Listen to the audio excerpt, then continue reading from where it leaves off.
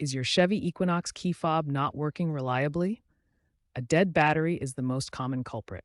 This video will guide you through a simple DIY replacement for 2010 to 2017 Equinox models, saving you time and money compared to dealership service.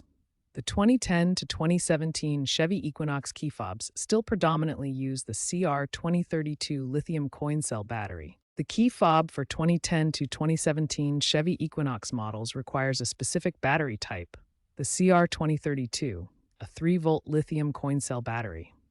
This standard battery is widely available at most drugstores, hardware stores like Home Depot, or online retailers such as Amazon. You can purchase them for under $5 each. It is crucial to use only the CR2032 battery. Do not substitute with alternatives like AA, AAA, or other button cells from different brands, as they may not fit or could cause damage. You'll only need a few basic tools to replace your key fob battery. A small flathead screwdriver or even a coin will work to pry open the key fob casing. Optionally, a plastic pry tool can prevent scratches on the casing. A soft cloth can be helpful to protect surfaces while you work. No soldering or electronics expertise is needed for this simple replacement. First, locate the small seam on the key fob casing where the two halves meet. Carefully insert the flathead screwdriver or coin into the seam and gently twist to separate the two halves of the fob. Be careful not to apply too much force, as you could damage the plastic. A 2024 video by Eric the Car Guy demonstrates this on a 2015 Equinox, using a butter knife for prying and emphasizing polarity. Once the key fob is open, locate the circuit board and the CR2032 battery inside. First, note the polarity of the battery.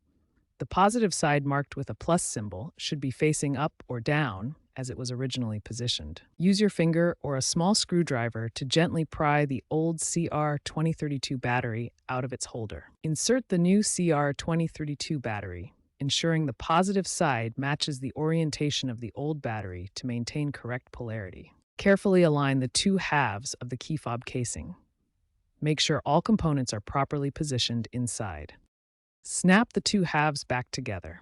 You should hear a click as the halves secure, and ensure the seam is fully closed. Test the buttons to confirm the new battery is working. Pressing buttons ensures signals are received by the vehicle.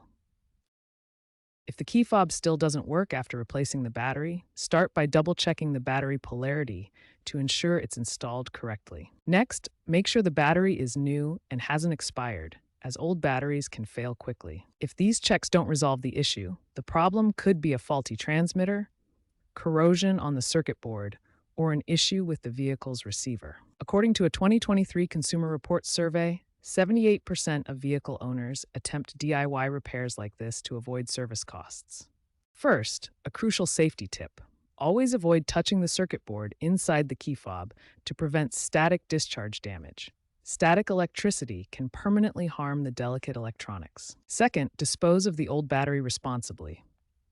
Take it to a recycling center like Call2Recycle to prevent environmental contamination from lithium battery waste.